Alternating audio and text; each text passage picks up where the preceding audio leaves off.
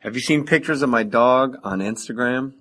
All my dogs are very healthy. You know why? Because I use BarkBox. I treat my dogs right. BarkBox. Each monthly BarkBox contains 4 to 6 full-size products, including everything from innovative toys, gadgets, leashes, treats.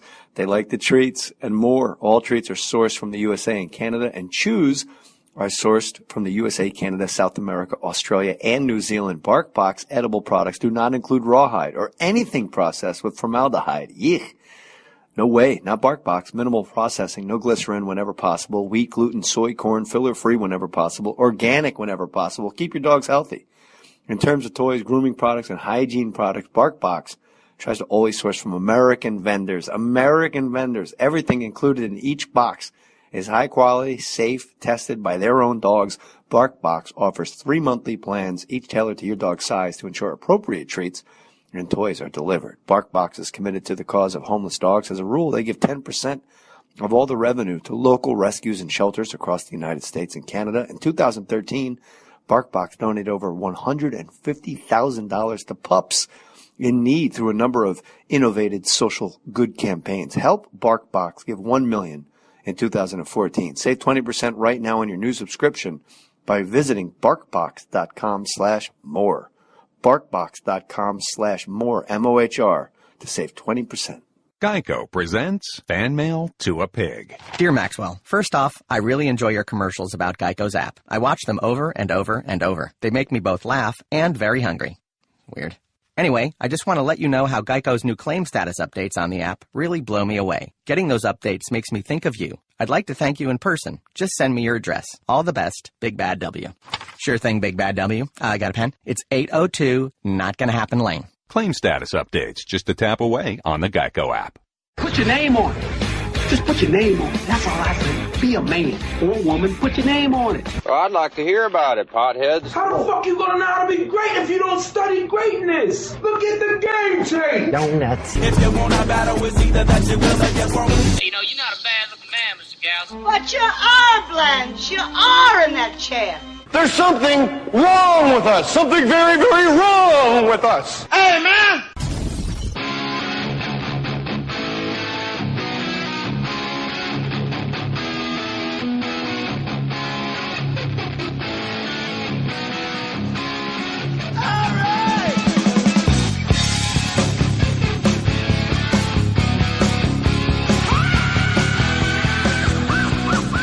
We on now? Is it happening? We're on. Jackie Kashian rhymes with vacation. For the better part of a year, anytime you've come up, or I've read your name on Twitter, at Jackie Kashian, Kashian. Nice. I always thought of Jackie Kashian. Sure. Making you Armenian and maybe a little more interesting. A little more interesting. Always. Here's a Twitter joke that I get at least 3 times a month. Are you related to the Kardashians? And I was like, no, I'm not. I'm not. Thanks for playing. Why don't you tweet them? Yes. What do you need to know? What do you need to know? Yeah. You're looking for you're looking for some ass implants? Be what can honest. I do for you? Do you watch the Kardashians? I do not. Never? I do not watch any reality television because I'm already I already know people that are making terrible life choices. I can't possibly watch any sort of what do I need to watch these clowns for? I can't do it. I can't do it. I got an uncle I keep an eye on. Exactly. I'm related to all kinds of people that are making bad life decisions. Have you seen Hoarders? Yeah. I accidentally saw that. Accidentally? Yeah. Because, you're flipping channels and then you're like, why is that person living in a pile of garbage? And here's what I want them to do with Hoarders. More importantly, why does that pile of garbage have windows? And why is it moving? Why is there a person under there? Yeah. And I want them to find a hoarder, kidnap them, burn their home to the ground, find them actual help, and film none of it. It used to be called social services. I'm a fan. The sad thing is, Jackie Kashian, is that I think the Learning Channel and A&E work at a much faster clip than social services and government They will bureaucracies. find you faster. They're like, oh, look at that mess. Let's quickly. My wife writes probably about half of my stand-up. Yeah. And she said, hoarders, in any hoarder's house, there's Christmas decorations and like old birthday cards. The people with the least to celebrate, they hoard the most celebratory items. Yeah. Like, oh, here's some more ornaments. And it's, no, don't. That's my St. Patrick's Day stuff. Yeah, you can't move that. We can't put it up. I had Matt Paxton, who's one of the guys that goes and cleans everything up from Hoarders On a couple times. Okay. And he said if you burn it down, they'll just go right they'll just repack. It's like a gold mine for them because they get to build from scratch. Right, now they can save new wrappers from McDonald's because they're very important, because it was the lunch he had with Jay Mohr, and he's like, "Oh my gosh, I got to save this wrapper." That would be the best. Matty Boy's got a few Burger King wrappers at his house because we ate together. Yeah, I was just thinking my favorite Burger King wrapper is MC Big Mac. That's a McDonald's MC Big Mac. MC Big Mac. Wouldn't it be MC Whopper something Royale? MC Whopper Jr. All right. I missed it. Whopper Jr. Jackie Kashian going. So yes, I do watch Hoarders. I watch almost exclusively reality television. Really? Because I hate watching sitcoms with the laughter and the jokes. It's all just like, hey, you ate all my avocados. Your neighbor walks in for no reason, goes and right the through meanest people in the world just talking at each other, and you're like, stop talking. Why would you hang out with that person? Only in sitcoms. I can't watch sitcoms either. Are your doors never locked, and people come to your house and go immediately to your refrigerator, open your beer, and go, so what's going on? See, I don't have a leg to stand on. Like, people get to watch whatever crap they watch, because the crap that I watch is insane. It's all fictionalized crime solving. It's not even Law and Order, which is creepy as all hell. It is Bones, Castle, where magically they recreate the crime and then solve it.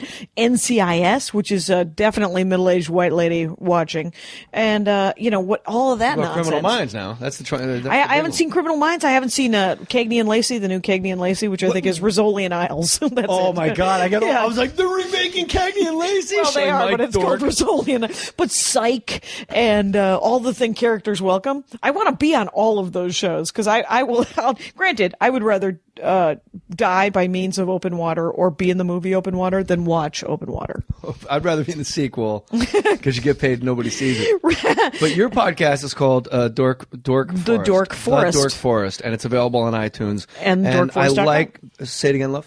And dorkforest.com. Okay. Yeah, I just want to get the plug in, and I want to make sure we get it right. And what I like about you is you are, when you walk in the door, Jackie Kashian, I say this as a compliment, not terribly layered. Like, look, I got a podcast called The Dork Forest. Mm-hmm. This is me. This is exactly how I am. There is some transparency. When you meet Jackie Kashian, you've met Jackie Kashian. I'm not super yourself deep. In the third person, like a wide receiver? Yeah, I did. Michael like Irvin's Paula do Bell. what Michael Irvin needs to do. Have you ever met Paula Bell? Miss Paula Bell? She refers to herself as Miss Paula Bell. The first time it happened, we were at breakfast together, and I was barely awake, and I was like, "Did you just refer to yourself in the third person?" That's where I must have caught it. I like anyway, it. But yes, well, because transparent. Right. I'm. Yeah, or shallow, or you hit bottom quick. There's not a lot of mystery. I'm the golden retriever of stand-up comedy. There's nobody who doesn't like me. But I was going to say, I don't understand why everyone's out there trying to be like labradoodles and pugs. If we're going to use analogies for stand-up comedy, I've always said, like, your job is to make everybody laugh. And me and Louis Anderson were just talking about this. Matty Boy and I recorded him in Vegas. Yeah. And he said, he's at a show, and he saw on Facebook or something where a guy goes, I walked 12 people. And he's like, where the fuck are you going with this career of yours where you're bragging about walking the room? And I always say, I'm a hack from way back. You put me in front of a black room, I'm going to make black people laugh. You put me in front of a Klan rally, all of a sudden I don't like blacks. I'm making all the Klan people laugh. I can play bar mitzvahs, proms, whatever it is. I got you covered. Yeah, my thing is, I'm more of a square peg, round hole kind of person. I'm going to do the same act, and I will make them like the jokes. I've only written the 3 hours, right? I mean, I don't have any jokes. You say that like you haven't written. You've written 3 hours. Well, I mean, over 25 whatever years, but I count the 80s as 1 year. So I was very drunk, and so. But the thing is it's like, what are you going to do? And so, but I mean, one of my favorite stories, Stanhope. There was a horrible gig down in San Diego at 4th and B, the worst. Everybody got like a nickel, and there were 1,200 people there. There was an MC, a feature. They'd take a break to sell more booze. The MC would get up, do another 5, and then the headliner would come up. And so by the break, everyone's done. They've seen 45 minutes of stand-up comedy. Yeah. They're good now, but now they got it. Now the headliner has the worst possible spot. Doug Stanhope gets up, and the MC goes up, warms him up. He comes out, he's eating it. And he goes, "What, do you want to see the feature again?" Mistake. And they're like, "Yeah, we love that guy. That guy was amazing." Stanhope says it. Yeah, Stanhope says it. And Stanhope goes, "You don't walk me. I walk you." And then he spent like an hour and 15 minutes walking 800 of 1,200 people. That's different. That. Yeah, that's different entirely than somebody celebrating. You're not the reason they've assembled. Yes. It's not like come see Doug Stanhope at this theater and then you walk people from your own theater. Yes. My favorite Paula Bell, going back to Paula Bell, we used to do at the Laugh Factory. We used to see her all the time. And really love her. And I'd love to have her on the podcast. Attainable goal, I bet. Okay, good. Yeah. Because I think she's hysterical. She's great. And I remember once she was eating it at the Laugh Factory, which is hard to do. Like, it's a weird night. Hilarious to watch if you know somebody's funny. And especially Paul. Yeah, when you're as funny as Paula Bell, and her whole act is like super aggressive and like really upfront type A personality, and she's not getting laughs, and then she just looks to the back of the room and she goes, "Is my pimp still here?" I told that motherfucker to drive the car around. I'm waiting up here for 15 minutes making you drunk motherfuckers laugh. Is my pimp still here? Get his ass on up here. She's the best. That is, is my pimp still here? That's because she wanted to yell at him for booking her at the Laugh Factory on a night where nobody was laughing. Oh, I didn't get that second part. I just went with, I would rather be turning tricks on the street than standing on this stage for you dumbasses. That's it. That's what I thought it was. But that's all great. That's all hilarious. That's why I like talking. I love talking comedy with comics because, like, I didn't even think the way you thought, and you didn't think the way I thought, and we're both right. We are both right. They always say comedy's subjective. I'm like, no, actually, it's not. It's either funny or it's not. Right. And it's what true. she said was funny. Yep. That's hilarious. Your credits, Jackie Kashian, are very ambiguous. You asked me for stuff to plug, right? Downstairs, I go, plug your dates. I'll get to the one that I know makes them. First of all, Jackie Kashian has a new special. It's called "This Will Make an Excellent Horcrux." HORCRUX, from Harry Potter. This will make an excellent Horcrux. It's a new hour, and it's exactly what I want to do, and I'm going to ask you a lot of questions about it. Sure. $5. You can download it at allthingsrecords.com. Now, I got to explain to the listener. This is a very important thing to do. This is the seismic shift in show business that you can be a part of. Instead of waiting for Showtime to hand out checks and film 10 comics in one night, or Comedy Central or HBO, Jackie Kashian goes home. She's in Minnesota. She goes to one of her favorite clubs. She pays for it herself out of pocket and puts it up at allthingsrecords.com for $5. Right. I can't tell you guys enough. Louis C.K. did it. Aziz did it. Other people have done it. Here's my thing about Louis. Would have been nice if Louis would have charged $10, because then that would have been the pattern for people. Because he's got 100,000 people buying. I got 500 people so far. It's only been out for a week, so I got hopes. I will guarantee you there'll be 500 at least from this hour. That's it. That's it. This I is can't guarantee more the than Jay that. Mohr bump. I think of you, by the way, as a slow clap jock. By the way, well, I'll explain. A slow clap jock is the jock that sees a nerd and he's like, "No, that guy's all right. That guy's all right." And then there's the slow clap. That's it. I didn't know I was a jock until I had like Patton and Brian Besaid on my podcast. Yeah. And they kept calling me a jock, and I'm like, I'm not a jock because I never fit in. I wrestled. Right. Which is wrestling not. It's the athletic. Workout on that was amazing. But you're completely. Yeah, you're solitary. Not it's not a basketball, out at parties football. with like a red Solo cup in the woods and making out with chicks. Like, you're just this lone wolf out by yourself. So they kept going, jock, jock, jock. And then finally, I think it was Brian Besaid. He goes, "Did you play a sport in high school?" I go, "Yeah." He goes, "Did you play more than one sport in high school?" I go, "Yes." He goes, "Which two sports?" I go, "Baseball and wrestling." He goes, "Did you receive a varsity letter?" I go, "Yes, all 4." And I volunteered it like a dick. I go, "All 4 years, both." And he goes, "Then you're a fucking jock." Right. So apparently I'm a jock. But slow clap jock as a compliment I'll take. Is the compliment. That's I like it. The thing is because there's jocks. There's a tool bag with a haircut that is sitting, making fun of, what did I did a show in San Francisco for Sketchfest. In San Francisco, I opened for a band made up of Allison Brie, Very beautiful. You know, in Los Angeles, when you run into people and they're so good looking that you're like, well, you're distracting to talk to. Her and her two friends have a band, a little, there's three guys that play behind them and they sing. And they're all super good looking. Like, they're the best looking people I've ever seen. Baldwin-y. When you meet a Baldwin, you're like, whoa. Yeah, distractingly. Yeah. And so they go up and they sing but they're performing in San Francisco for just a pile of fucking haircuts. These are like the fanciest Gordon Gekko, like Wall Street. But I'm like, where do you live in San Francisco, these people? You are not. That's so weird. But they were, I heard two guys just sort of making some crack about, and they were half in the bag and they were, and they were just, and so those are bad guy jocks. And then there's slow clap jocks, like you and Chris Kluwe, right? Who he's cool as hell. He's a cool guy, former right? Vikings punter. Yep. I like to think I'm a quick clap jock because I wouldn't wait the second or two. That's it. To give kudos to the nerd or the whatever you said. Well, I think it's a growth mechanism. Well, right now, quick clap, jock. It's hard to say. Slow clap. Sure. I should have just stuck with what Jackie Kashian said. Sure. Her special. I'm constantly writing. Boy. Quick. Yeah, I can't do it. Say quick clap. Quick clap jock. We've learned something today. More stories. It's hard to say quick and clap. Quick clap. Wow, we created a tongue twister. That never happened. Everybody high five. We created one. Quick clap jock. And Jay Mohr will be on the Dork Forest to talk about clap jock. Words. I'm going to talk about words on the Dork Forest podcast, and that's available on iTunes. That's Jackie Kashian's podcast, the Dork Forest. But get her special. This will make an excellent Horcrux. $5. And it's at allthingsrecords.com. Thanks. And you made a good point about Louis C.K. setting the bar at $5. I want to do exactly what you did. Yeah. And then when I get into your very ambiguous plugs, I have them, but they're on my head. Your $5, I'm like, all right, I could film my own special, but I'll sell it for $4. And then in faux modesty, when I get interviewed, I'll say, because I'm not as good a comic as them. Oh, Jesus H. Or yes, I sell it for $6. Oh, yeah. And then in complete jock mode, I go, because I'm a better comic than they are. Yeah.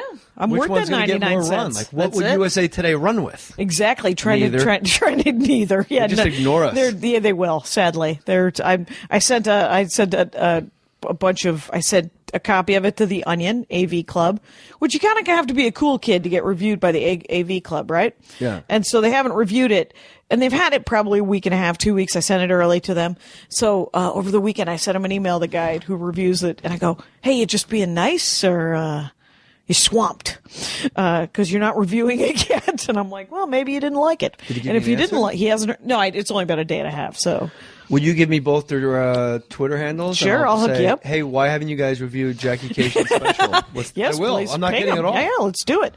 Yeah, will you tweet the special? I will. Yeah, you got a bajillion followers. That's why you're here. That's what we do. We help each other. Why don't comics help each other more? Comics do. I have gotten the greatest support, by the way. And more like Margaret Cho, Aisha Tyler, Patton tweeted it. It's Todd Berry tweeted it. Rob Delaney tweeted it. I mean, everybody. One of my best friends is Marie Bamford. I'll make her tweet it every fucking day. And she comes up on this podcast a lot. Oh, she's awesome. Awe and reverence. Oh yeah. Nobody's writing like she is. It's amazing. And no one can do what she does. No. Jerry Garcia said, "Don't be the best at what you do. Be the only one doing what you do." And I don't usually take anything the Grateful Dead says as anything other than nonsense because I don't do acid anymore and I'm not dressed in a sheet. But he nailed it. And with Maria Bamford, she's and I get tweets from people from the Patton Oswalt episode like, what was the name of that girl you guys were going on and on about? Right. Yeah. Maria Bamford. It is BAMFORD. Say it again. BAMFORD. There you go. Bam Ford. Here's the thing. If you are, it's a bit of a dog whistle, as Colin Quinn explained his own act. There's a bit of a dog whistle to it. It's not, it's not for everybody. Set up response. It's not stimulus response. It's a completely. It's a rabbit hole, man. You got to be willing to go on a journey. Yeah. I opened for her on the road. I've known her since '92, right? And so, she's a Minneapolis comic. I'm a Minneapolis comic. And so but I get to open for her.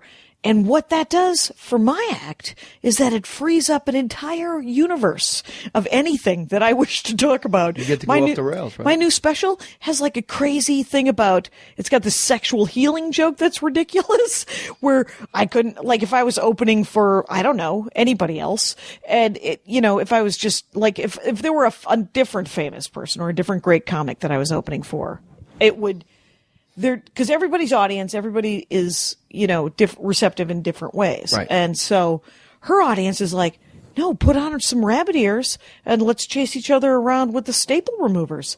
Let's do this. And you're like, okay. Yeah, they've come to play, and they're probably the most mind-expanded audience you could get. I've never seen her live. I've seen her on Comedians of Comedy. Right. But you know what? Did you get to see her do any of her Arrested Development or No, Louis? because you know why? She's not on This Will Make an Excellent Horcrux, $5 download on allthingsrecords.com. And when she does, I'll be the first one in line for it, like you know what? Jackie Kashian Her special, which I introduced her on, she did it for her parents in her living room. All right, that's all the listener needs to know as far as how nuttily great. She's set up in Nuttily front great? of her couch. there's a, and her parents are sitting there, and she's like, all right, and then I introduce her, and it's called the special, and it's going to be on Netflix. That's so let's amazing. plug her special. We've heard somebody else told us about this, right? Was it Patton?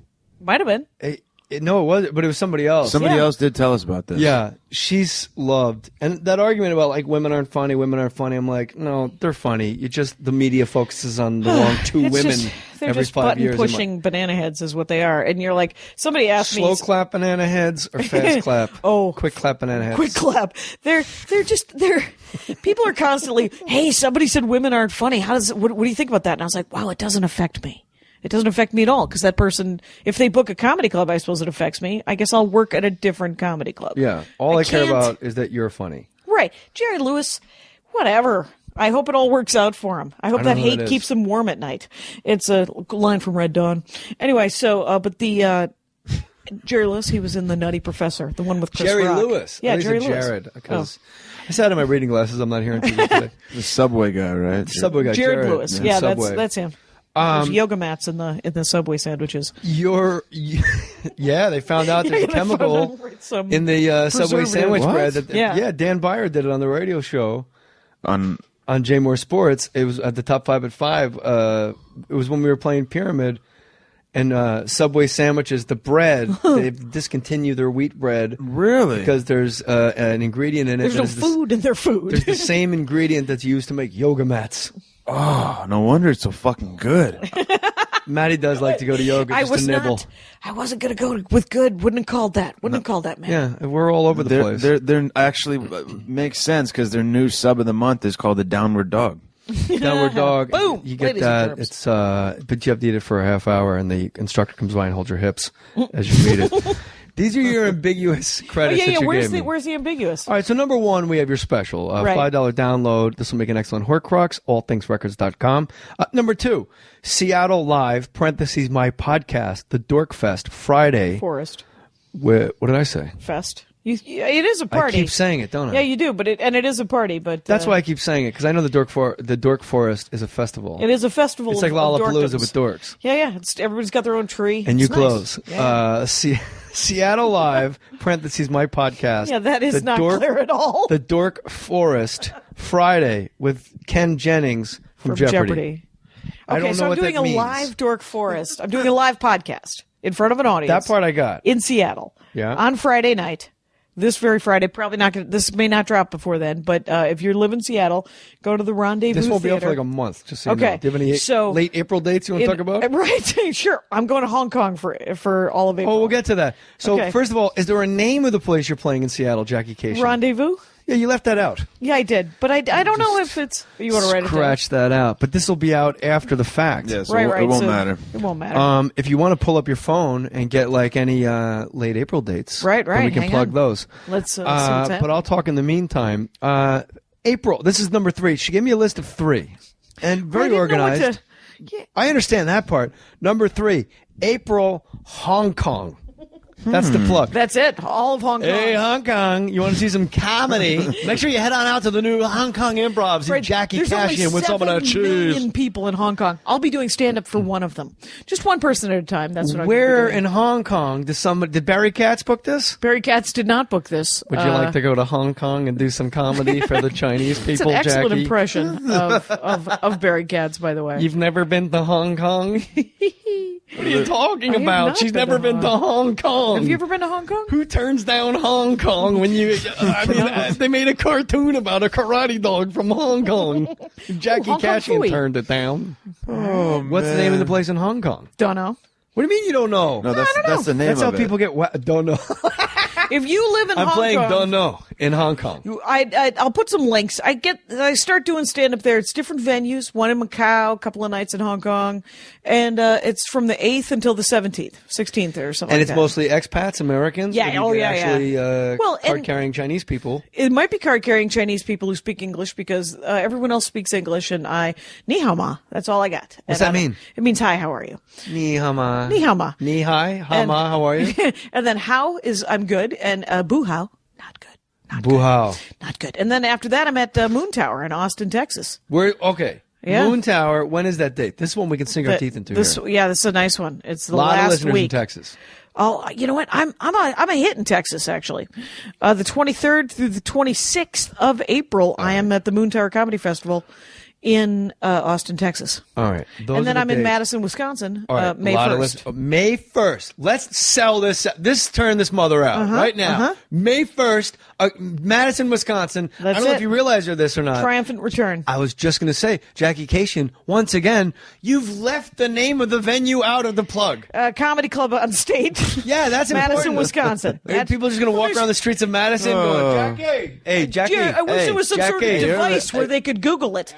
There is. I heard this woman named Jackie's playing Jackie, somewhere. welcome to Madison. There's one you comedy guys. club in the whole town. Yeah, And, but, you know, right. people Comedy like to be Comedy spoon-fed. Club on State, Madison, Wisconsin. Stand Up Scottsdale. May 1st is Madison, at the Wisconsin. End of May. Yeah. So I'm all over the place. I'll go Good. wherever. Everybody should just call me and I'll just come to your house. Have jokes will travel. That's it. Do you meet the people after your shows? Do you do the meet and greets? I do. I sell some merch. Me I'm too, the yeah. Larry the Cable Guy of stand-up comedy. No, I do it too, and I think it's important because, look, I say it all the time. They're not buying a T-shirt. They're buying the handshake. Yeah, they want to hang. And I had Tim Ferriss, he wrote the 4-Hour Work Yeah. Week and stuff. Yeah. He said, well, you got to ask yourself, do you want to be in the T-shirt business? Right. And I said, no, you don't understand. If I do a meet and greet, or if Jackie Kashian does a meet and greet May 1st at the Comedy Club at State Street Club at Club Main Street State in Madison. Sure, Wisconsin. And you meet the people afterwards. Yeah. Like you're ensuring, in theory, that these people, assuming you kill, that these people are going to want to come back and see you again. Because a lot of comics, they do their show, they hit the bricks, they're fucking out of there. They don't care. Yep. And the fans, anybody that says, by the way, my fans, they're dead to me. It makes me sick out of my They're mouth. dead to me. Like, well, with my fans, they're I fucking... refer to other people's, like Brian Regan's fans, Yeah, Maria that's Bamford's fine. fans. But I would never say, Right. like, well, my fans are... I do call them Rangers of the Dork Forest, though. That's fine. I have That is- Warriors. Oh, there you go. Warriors. That's awesome. Ripped off the logo for the movie. Warriors, come on, play. There's a you can't get sued for that because Oh, it's no. a parody law where Right, you're able that's to nice. do that. Yeah. So you do the meet and greet and you meet people, and then what's amazing is you go back 2 years later. They bring the photo from 2 years ago, and Right. you actually remember that person because it sticks out like, oh yeah, I totally You remember this vaguely person. remember it, and then you're like, no, and now I totally remember it. There's a woman in Minneapolis. She calls herself Diane the Crazy Redhead. And the reason I know her name, and I know I would Minneapolis. guess the reason you know her name is because it's Diane the Crazy Redhead. And she comes to see me every time I'm in Minneapolis, and I go there a lot because it's my home club.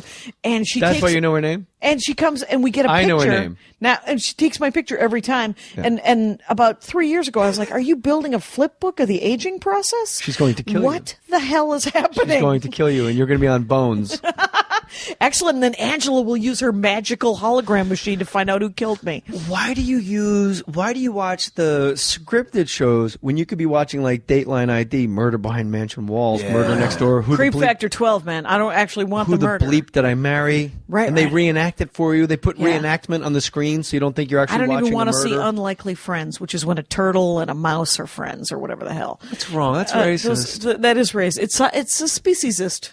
And there's people are out of their. I love animals, but people are out of their minds. How did you become a speciesist? Well, here's Was what the way happened. you were I raised? was bit by dogs when I was a child. I love dogs. Many? Several. At once. But accidentally, when I was a kid, my sister and I were wrestling, and she bit me on the boob. because my sister would never fight with me. My sister and I were a year and a half apart. I think I was like 11 or 12. She was probably 13 or 14. And I was just needling her. A 14-year-old bit an 11-year-old's boob. Well, we were wrestling, and she just bit me wherever she could. Right? All right, so okay. It wasn't strategic. like, no, I want to suckle on your nipple, and I'm going to be you. That's creepy. Strategic. And where do the dogs come in? Well, because one of the dogs, because the dog up the block, had bit me. This escalated quickly. And then my mom saw the bruise when I was changing her some damn thing, and she goes, "What the hell happened to you?" And I said, "Oh, the dog bit me," and they killed the dog. I am not the hero of this story. Anyway. No, I think you are the hero of the story because you could have said, my sister bit me, and your mom would have had your sister put down. Exactly. I didn't want to narc on Darla because it was already 2 weeks later. You saved Darla's life. I saved Darla's life because Nancy Kashian would have put her down. She would have put her down. Nancy Kashian would have had a giant refrigerator box, backed the station wagon up, put a hole in it in the exhaust pipe, and said, no, we're going to Mama's house. You've always wanted to live on a farm, haven't you? We're taking you out to the farm. Just breathe deep. Enjoy. Get the cannolis. Want to hear one of the most horrible stories about putting a dog down? My dad, when he was a kid, he had an Irish setter named Rusty. It was like his dog, like a boy and his dog. Rusty. Why was it called Rusty? I'm kidding. Because he used to take a lot of pictures of girl comics. And it was like where the red fern grows. It was like a total, that was his dog. Followed him to school, all that stuff. Tried to get on the school bus. So they put the dog down. This is like in the late 40s. They literally back an Oldsmobile up to like a box. The old dog's like 15 years old. He needs to be put down. Yeah. This is before. Don't get on me with the tweets about that's inhumane. We know it's inhumane. It was the fucking 40s. We dropped bombs on the Japanese. Be more concerned about them. I like that you're like, no, it's going to be, I want to make this. But what about those poor dogs that were in Japan, dude? Yeah, that's what they were. Sarah they McLachlan's morphed into Godzilla. Yeah, they all formed one body. Anyway, so they backed, but they didn't run over the dog. No. They put the dog in a box. They put the tailpipe of the car into the box, so the dog had to breathe like exhaust. Nobody had a gun? It's America. No. Nobody wanted to waste a bullet? They're like, no, I gotta go hunting later. I think this way, you kind of just go to sleep, and the other way, maybe there's less cleanup. Oh, maybe there's less cleanup. You want brains all over your Montclair, New Jersey That's it. driveway, and the neighbor's like, we heard a gunshot, Jack. Oh, put old Rusty down. Had to put Rusty down. Why are you speaking a southern accent? You're from Montclair, New Jersey. Yeah. So my father, at 8 years old, is crying his eyes out. Because he has to witness it? Who makes their kid witness such a thing? The parents in the 40s and 50s. Oh, shite. And then, like a half hour goes by, they turn up the car, and they tell my dad, all right, it's okay, you're going to be okay. And they go to take Rusty out of the box to bury him. Rusty jumps out of the box and runs and tackles my dad and licks his face, like, save me, save me, save me. Yeah. Oh. Yeah. Isn't that horrible? You know why? Why? Because you can't. A box, what is it? Like a slotted box? The air is skeeping out of it. It was from Subway, made out of yoga mats. It was a cardboard box. It was permeated. On this show, Jackie. Exactly. One thing after another. Yeah, you got to shoot a dog. You can't. I'm so sorry. You really got to put the dog down, and then. Are you willing to do that? You're not going to make the dog dig its own grave like they're the Jews during World War II, and then have him stand in front of it. And really, loud, Jackie, that's an inside your head voice. Grave just to let him know how serious I was. But then I wouldn't kill him. But I would just show him the grave that he dug and go, just never shit. Are we going to go terrible animal stories? You know what? You know what I would do is I would just wait till the dumbass dog dug a fucking hole, burying some shit, and push him in. And then I'd go, you know what, dude? That's it. That's it. That's the last fucking time you dig up my grass. What if your dogs don't dig? My dogs have never dug. And then you just stick your leg out so he trips and falls into it. I would get a dog playing Dig Dug. Yeah. The video game. You can only say that as Colin Quinn. Get a dog playing Dig Dug at the local arcade and blow his brains out. That's actually good facial use of Colin Quinn's face. Yeah, it's giving me a wrinkle. See all these wrinkles right here? It's all just from doing Harvey Keitel and Colin Quinn. Do you have a horrible animal story? Oh, because when I was a kid, I wanted to be Tarzan's boy. Yep, that's something. And that's not something. But when I was a small child, I wanted to live off the land. And my parents explained to me that we lived in a suburb and we had grocery stores and it was fine. But I was like, no, I want to live off the land. Because my town used to be a really small town. And my dad told me when he was a kid he had a trap line. And I was like, will you teach me how to trap rabbits and help me make a hat? And oh yeah, Dan Frontier. And so Jackie Kashian, Dan Frontier. So it was the summer and I was like, will you teach me how to do that? And he's like, yeah, but we can't do it in the summer. Rabbits have worms. It's not going to happen. So he thinks I'm going to forget. So then all of a sudden it's winter and I'm like, hey, you said you were going to, and he was like, I I did, didn't I? All right, well, track the rabbits. Find out where the rabbits are going in between the Clump's yard and the Grubschmidt's yard, and find out, where those are our neighbors' names. Moggs, Moggs. And the Grubschmidts. Didn't they write Wild Thing? And then, wow. Yeah, that's a lot of, the Shablowskis lived across the street.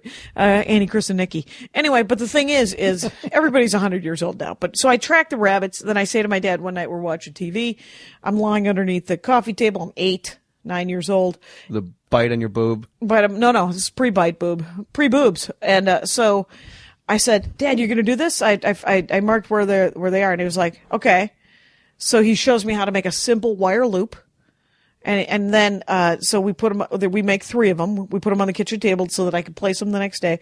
And then we're watching TV. He pokes me with his, like how, men in the 70s would wear those nylon socks that were kind of sheer but black. Yeah. That's all he wore. And I just remember him poking me with his toe going, hey, what are you going to do? If you get a rabbit? And I said, well, you taught me that you said that we'd cook it and you'd show me how to skin it and make a rabbit hat. And, his coonskin hat out of rabbit. And he was like, no, what I'm saying is, what if the rabbit's still alive? And I was like, oh, I don't know. And he goes, I'll tell you what you're going to do. You're going to go into the garage and get a baseball bat, and you're going to hit it on top of the head because you're not going to let it suffer. And I was like, yeah, that's what Dan Frontier would. Yeah, that's, of course I'm going to do that. So the next day I set the traps. This is actually like I'm listening to a conversation between Tarzan and Boy, right? This is it. This is my dad playing Tarzan, the aluminum siding salesman. And so 2 weeks, nothing happens. I say to my dad, hey, nothing's happening. And he's like, I'll look at it before I go to work tomorrow. The next day I come home from school. There's a fucking rabbit alive. And I try to free it, and I'm sobbing, and it's bloody, and I can't do it. So I am, again, not the hero of this story. That's going to be the name of my autobiography. I am not the hero of this story. But, great name. Yeah. And then the rabbit died. In the trap? In the trap. Did you skin it and eat it? Nope. My father did not have time to show me. We threw it away. So you just wasted a perfectly good rabbit. We I, to this day, still guilty about that fucking rabbit.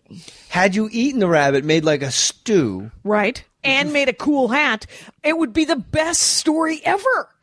No, I like the way we're going with it now because it's truthful. I don't want to. I don't want a revisionist history where I held it up to the sky with the blood dripping down my arms, and I was just like, let's do this. No, I didn't want that to happen either, but I wanted me to use even my great uncle Haji wouldn't, not Haji, what the hell was his name? Haji? My great Johnny uncle. Quest now? Tarzan, Johnny Quest? My great uncle Haji was called Haji because he had made the Hajj to Jerusalem to see where Jesus was born. Big deal back in the Are you Jewish? Were you raised Jewish? Armenian. I don't know if that's Jewish or not. It isn't. It's Christian. We were the first Christian nation. We were the first ones who said everyone has to be Christian or we'll kill you.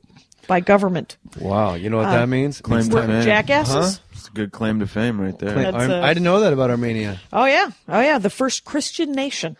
Are you related to the Kardashians? Because they're Armenian.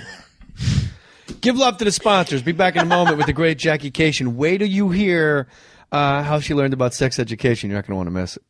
The post office is always crowded. Now it's going to be even more crowded with people mailing in their taxes, but you still need to get out envelopes and packages for your business, so use Stamps.com instead. This episode of More Stories with Jackie Kashian brought to you by Stamps.com. Stamps.com brings all the services of the post office right to your desk. So convenient, easy to use. You can buy and print official U.S. postage for any letter, any package, using your computer, your printer. You're the boss. Then just hand it to the mailman. Stamps.com even sends you a free digital scale that automatically calculates the exact postage you need, and the scale is yours to keep. You'll never have to go to the post office again. I use Stamps.com. I think you should use Stamps.com too, because it's cool right now. Save some money with this deal. Use my last name, Mohr, M-O-H-R, for this special offer, no-risk trial, plus a $110 bonus offer. That includes the digital scale that you get to keep, and up to $55 free postage. That's a lot of letters. Don't wait. Go to Stamps.com before you do anything else. Click on the microphone at the top of the homepage. Type in Mohr, M-O-H-R. That's Stamps.com. Enter Mohr. When shopping for car insurance, consider this. Geico has been saving people money on car insurance for over 75 years. So if you're serious about savings, it's simple. Go to geico.com. After 75 years, they know how to save you money. All right, Jackie Kashian, at Jackie Kashian, Jackiekashian. IAN Nice. on Twitter. Jackie Kashian, spelled like Kashian, and you can say Kashian. You can Kashian. Just buy tickets to her shows and listen to her podcast, Dork Forest. Right. Here's the deal. When I first learned about sex ed, my mom tried to tell me, which was mortifying. How old My were you? mom got sober when I was 8, so like everything had to be like brought up to speed by the time I was 9 or 10, and her sobriety was intact. She's like, "Hey, we never had to talk about the birds and the bees," and I was like 9.5, 10 years old. I remember we were on TikTok, let's do Compton this. Avenue and Bradford Avenue in Cedar Grove, New Jersey, at a red light, and she started to break it down for me, and it was. I remember where we were. Yeah, she's gonna give me the Reader's Digest version. But in public school in New Jersey, we all knew you got pregnant by peeing in someone's butt. Like Right. that's- Right. And when you do a blowjob is when you blow on a vagina. That's a blowjob. Like I was up to speed. Dad pees in mom's butt, and you go to the hospital when they call and they go, "Come pick up your baby. It's ready," like a pizza. Really. My wife, completely different scenario. My wife was told by her mom at 4. My wife asked her mom, Oh God. where do babies come from? And my mom said, her mom said, "Do you really want to know?" And she explained it all to her. Your penis, vagina, and semen, ejaculate, you get pregnant, and the whole thing breaks it all down to the letter. To the letter. And my wife at 4 years old looks at my mother-in-law, and her only question was, "Does it feel good?" No way. Yeah, I'm lucky. Oh, how about you, Maddie? How'd you find out? Very similar. We have the same mother. Yeah, I married his sister. I married his mother. Oh, really? No, I married his sister, yeah. Oh, my gosh. So yeah, it was. So your mom gave. We didn't get into this, Matty boy. She broke it down for you. Yeah. You want to just plead the fifth on this one? No, I mean, she, my mom. For those of you that don't, she's very open about that kind of stuff. And Sure. She teaches sex to children. Yeah, on the playground. Yeah. She's very open about it, and she does not shy away from certain words, and It's all very medical. Was it medical or was it I don't think she was slangy? saying cock. Right. It was like cock. Bury pussy, that what's shit. happening? Bury. Go to the hilt. Go to the hilt. Dig a hole, push the dog into it, Maddie. Jackie's is the best that I've heard. I don't know. I was okay. So my mom died when I was 7. I didn't kill her. My father immediately remarried. Rabbit trap. Motorcycle accident, but we're very proud. It was a Harley Davidson because I'm from Milwaukee. What else do you want to know if you're going to see Jackie Kashian do some stand-up comedy? Her mom rode a Harley, for fuck's sake.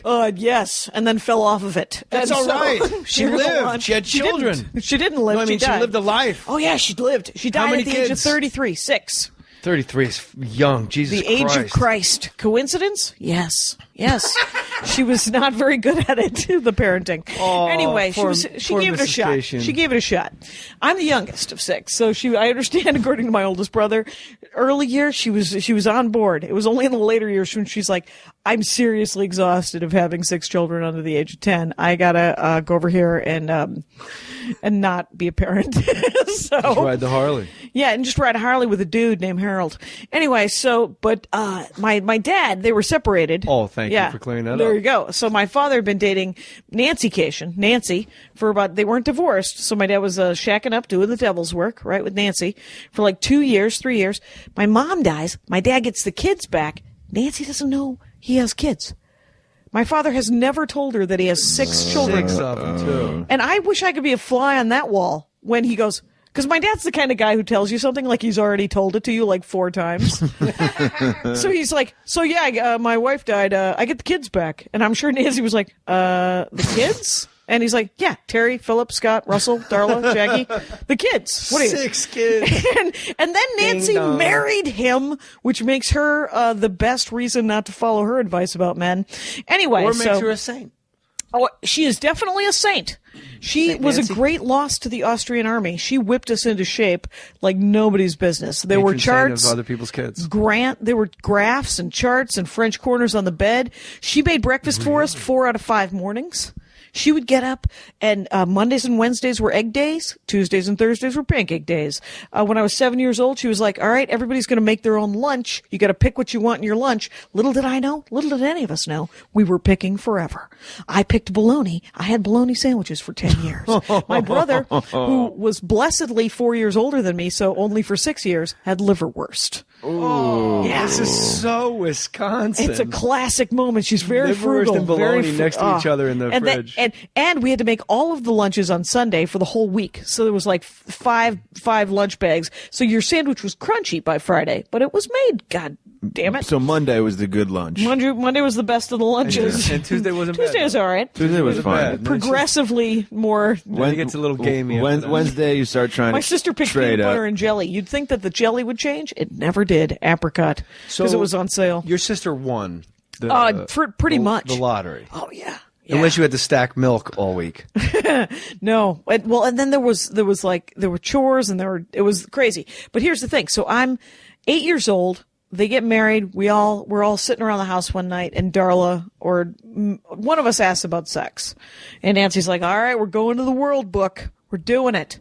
And so she pulls out the World Book Encyclopedia. We have a set from 1965, which I'm sorry. Encyclopedia. You said World Book. The World and Book I thought it was like a Encyclopedia. sex book I didn't know about. Oh, no. She actually pulled out an encyclopedia. Yeah, we had a set of encyclopedias. The World Book The Encyclopedia. letter S for sex? The world, one for Spotted women, owl. one for M, and inside of it they had these weird plastic sheets that would, like, if you build them on top of each other, they would be the human body, the inside and out of the human body. What? Wait, these are the most radical encyclopedias I've ever heard of in my life. Oh, you get a chance. You get those world books from 65. It's nice to look up the space program and laugh when you're about 9 years old. I don't know if you realize this. You just did an exact John Candy impression. Is that John Candy? It was very close. I don't know if you noticed, but 1965, you get yourself the world. It was amazing. I got to freeze. I'm going to play that sentence at the end of the podcast. Clip that. It's amazing. It was like one of the most beautiful sentences. You were so proud of it, too.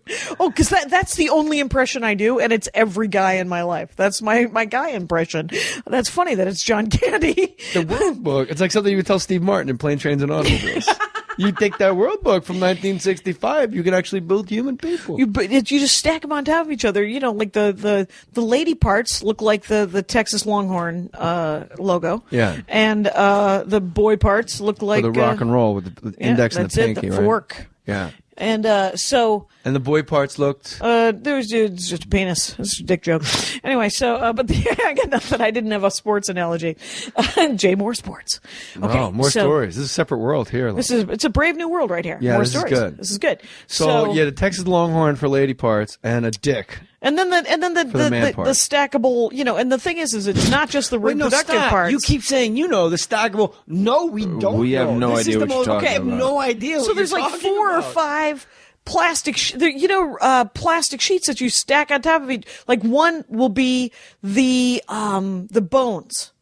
It'll just be like an outline of the bones of a human body. I have seen the anatomy with the muscles, and there's a plastic sheet where like the organs are printed superimposed onto the sheet. over it.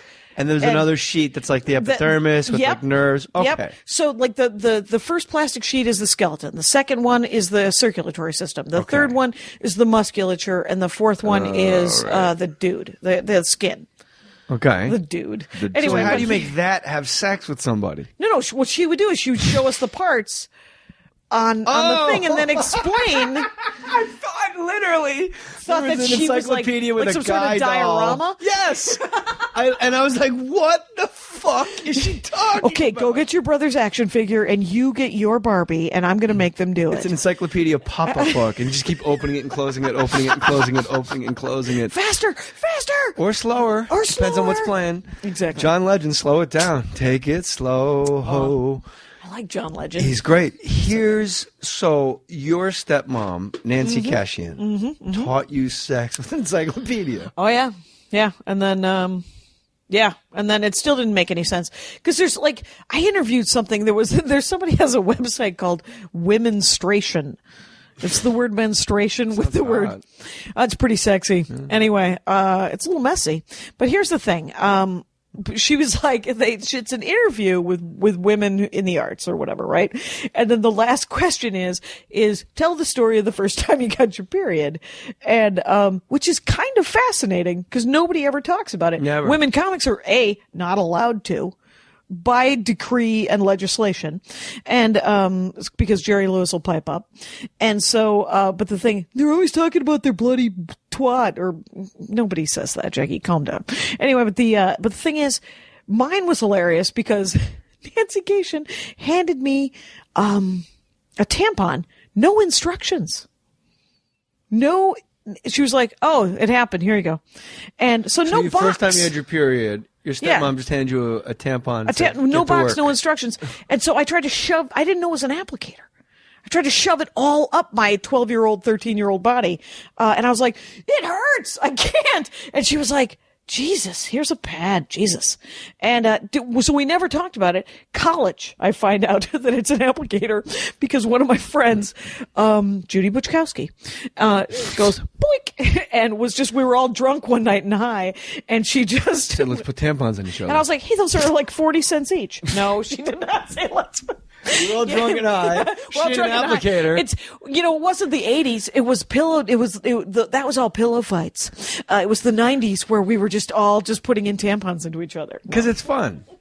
I didn't know how the applicator worked until Why would you? Until like this year. Because I grew up with sisters and it was always next to the toilet. Right. And you'd see the box with the applicator and like arrows. Yeah. And I just thought you just put it all in there. That's what. But apparently it's like if you're on a lunar module, you can jettison the limb, hit a button, boom, and you get rid of that rocket, and it goes. You get rid of the exoskeleton that's going to cut you in half and count the rings. Yeah. You don't want the plastic whole thing in applicator there. inside of you like a crazy person. No, I learned about it at a very young age because a girl taught me that you use the applicator as a pipe. Smoke marijuana. I knew you were going to say that. And I was like, not a used one. No, not a used one. Well, thank God. There we go. What's wrong with you, Jackie Kashian? Don't I know look it. blue. I've been blue for the last 4 minutes. Ever since I brought up menstruation, it's been kind of gross. I'm fine with it. I never think about bodily When I functions. wrestled, when you get a bloody nose, and this is not a joke, but they cut a tampon in thirds and they put it up your nose. You know why? Because it's absorbent. It is absorbent. It turns out. But it's hard that's the enough point to and breathe purpose. with 2 nose holes and a mouth when you're out there hoofing it, and now you got like this cotton wedged up your nose, and it wasn't until like other jocks, football guys are like the douchiest, and they're always like, got a tampon in his nose. It never dawned on me that was a tampon. They were wedging up my nose because you're in the heat of battle. They're like, go back out there, and they slap you on the headgear, and you just go back out there with a tampon. You just did an impression of, the last time I was supposed to go to Afghanistan to perform for the troops. We couldn't go because they killed bin Laden the week before we were supposed to go. So we ended up doing a tour of like Africa and the Middle East and all these other ones. And I went with April Macy, who is the nicest woman on the planet. And some sort of like a douchebag magnet to some extent, because there's I swear to God. The actress? April Macy is stand-up comic. Who am I thinking of? I don't know. I'm sorry. That's okay. Don't worry about it. But she's very pretty. She's very pretty. That's why I don't know her. But the thing is, Macy Gray I was thinking of. Oh, Macy Gray. Yeah. But the thing is like this encourages let's play hacky sack and let's hang out. Let's talk about movies and video games.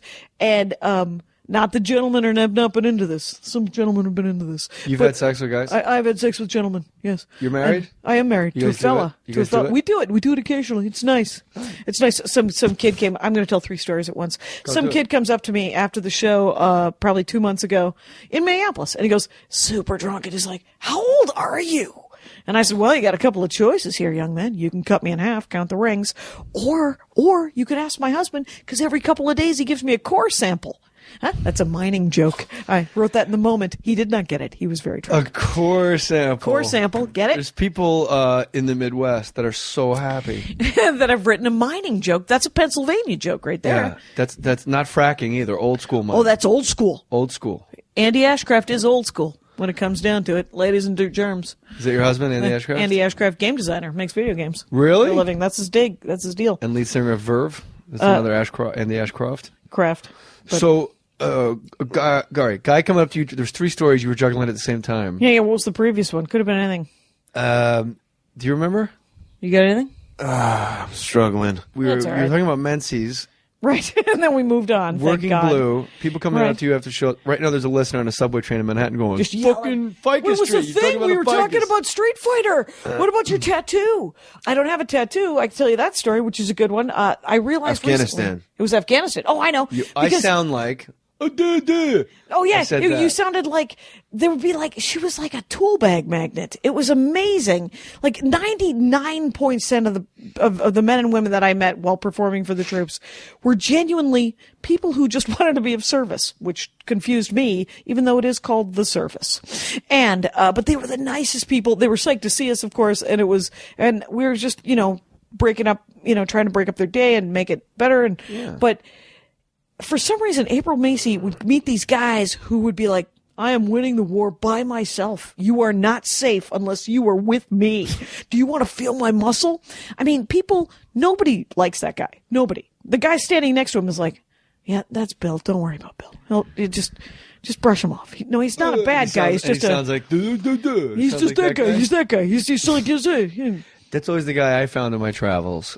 Completely sunburned face, perfectly white, where the Oakley wraparound sunglasses go across his eyes. He falls asleep without sunscreen in Vegas, and it's 110. He's beat red. He's in your show. Oh, God dang it. Kiss me on my Irish shirt in August.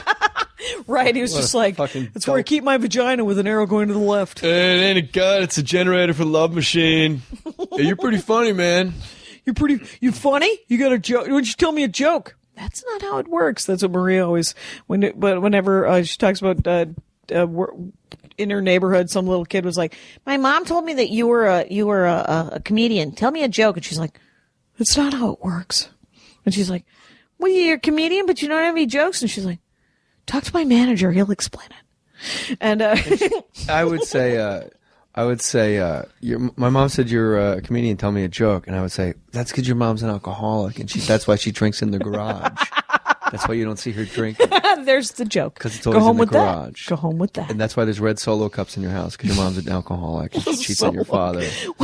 Why the hating on the Solo cups? You put soda in that juice. I said it twice, didn't I, in this podcast? Red Solo cups. Sponsored by Solo. Welcome to Mohr Stories. Oh, that's a lot of money in the Solo company. Oh, the Solo Jackie Kashian, I want to film a special. Yeah. I'm at the Fox Theater in Bakersfield, May 10th. And I thought that'd be a really fun place, Bakersfield. That's a good place. May 10th? May 10th. Is there enough time from this moment? I think so. You could talk to Ryan, the director. He lives in town. And it was a 4-camera HD shoot. Don't say what it cost.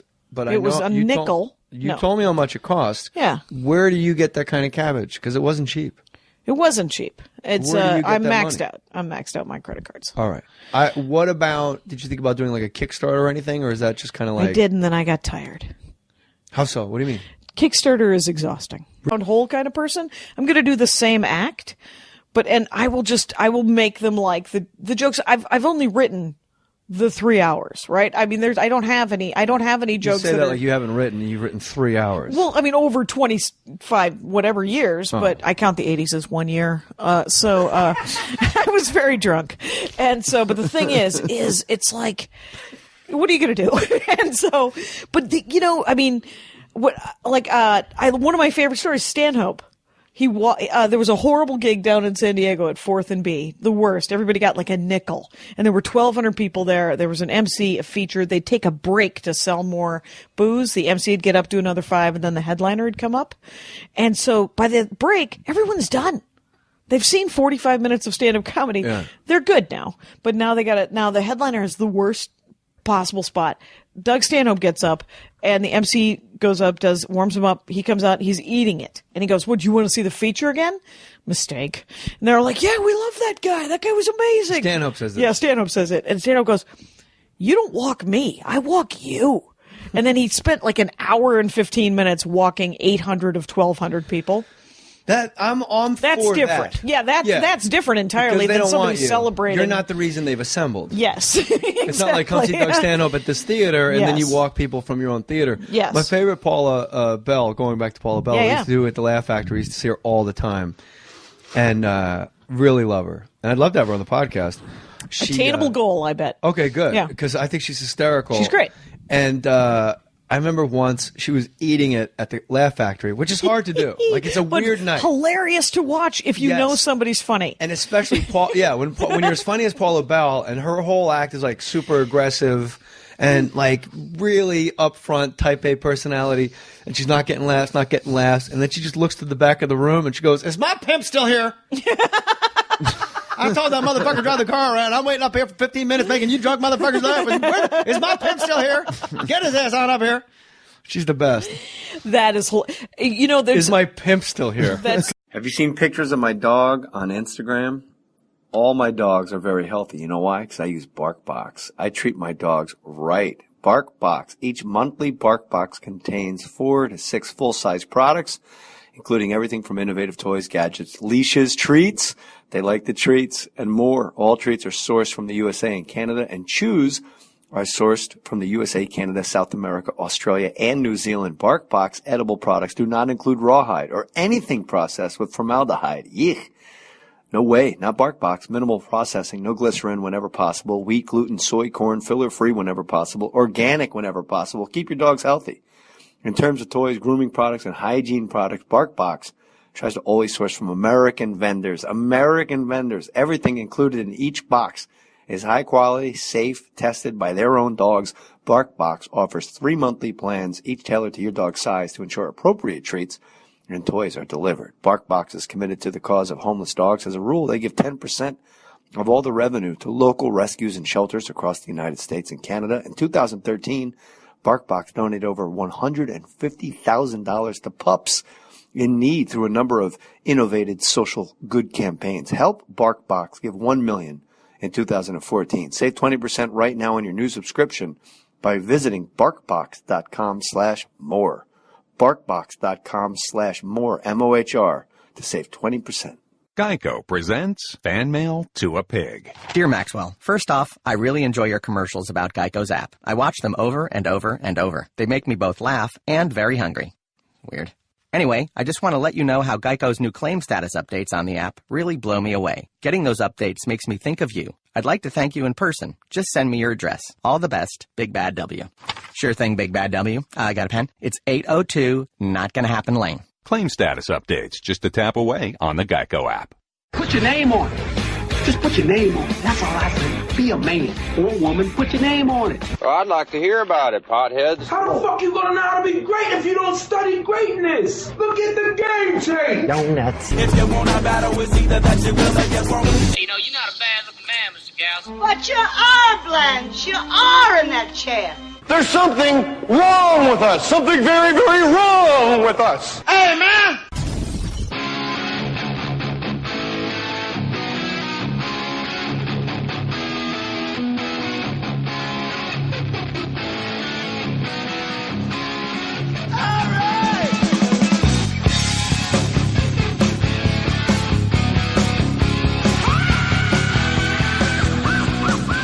We on now? Is it happening? We're on. Jackie Kashian rhymes with vacation. For the better part of a year, anytime you've come up, or I've read your name on Twitter, at Jackie Kashian, Kashian.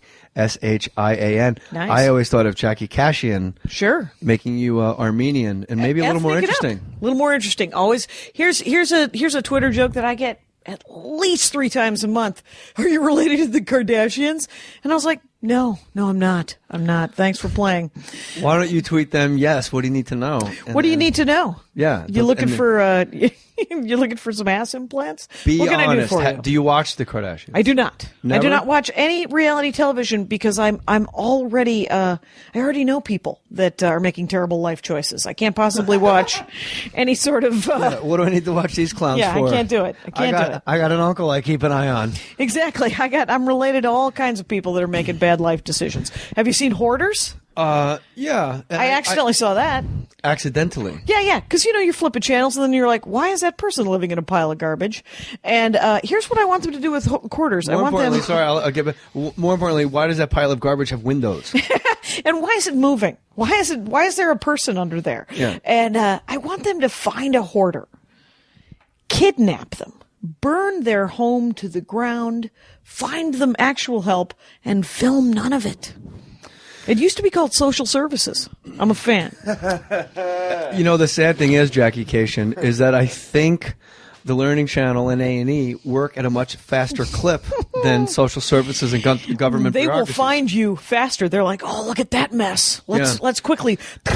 My wife writes film that. probably about half of my stand-up. Yeah? And she said, hoarders, in any hoarder's house, there's Christmas decorations and like old birthday cards. The people with the least to celebrate, they hoard the most celebratory items. Yeah. Like, oh, here's some more ornaments.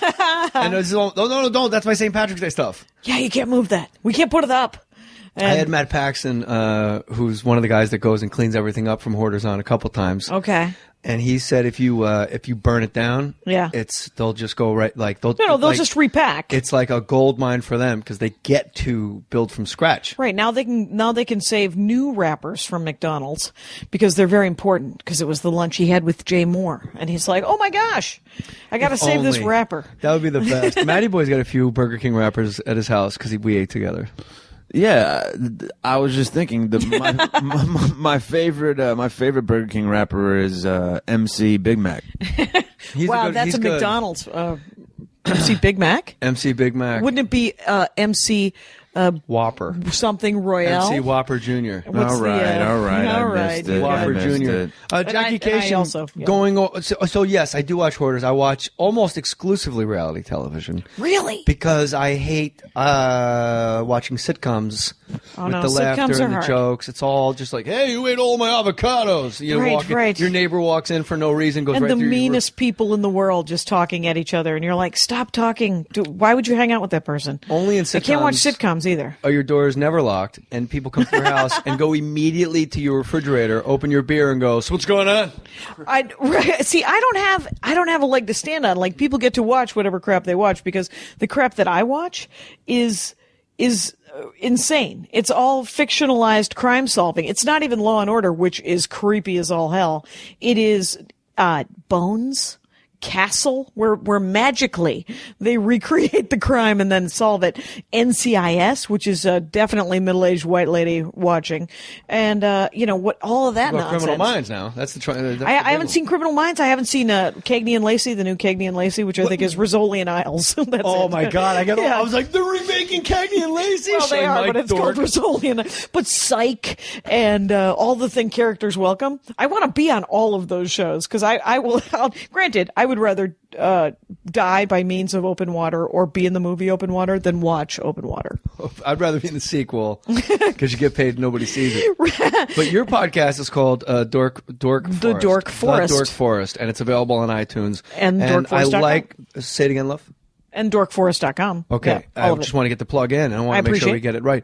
And what I like about you is you are, when you walk in the door, Jackie Kashian, I say this as a compliment, not terribly layered. Like, look, I got a podcast called The Dork Forest. Mm-hmm. This is me. This is exactly how I am. There is some transparency. When you meet Jackie Kashian, you've met Jackie Kashian. I'm not super yourself deep. In the third person, like a wide receiver? Yeah, I did. Michael like Irvin's Paula do Bell. what Michael Irvin needs to do. Have you ever met Paula Bell? Miss Paula Bell? She refers to herself as Miss Paula Bell. The first time it happened, we were at breakfast together, and I was barely awake, and I was like, "Did you just refer to yourself in the third person?" That's where I must have caught it. I like anyway, it. But yes, well, because transparent. Right. I'm. Yeah, or shallow, or you hit bottom quick. There's not a lot of mystery. I'm the golden retriever of stand-up comedy. There's nobody who doesn't like me. But I was going to say, I don't understand why everyone's out there trying to be like labradoodles and pugs. If we're going to use analogies for stand-up comedy, I've always said, like, your job is to make everybody laugh. And me and Louis Anderson were just talking about this. Matty Boy and I recorded him in Vegas. Yeah. And he said, he's at a show, and he saw on Facebook or something where a guy goes, I walked 12 people. And he's like, where the fuck are you going with this career of yours where you're bragging about walking the room? And I always say, I'm a hack from way back. You put me in front of a black room, I'm going to make black people laugh. You put me in front of a Klan rally, all of a sudden I don't like blacks. I'm making all the Klan people laugh. I can play bar mitzvahs, proms, whatever it is. I got you covered. Yeah, my thing is I'm more of a square peg round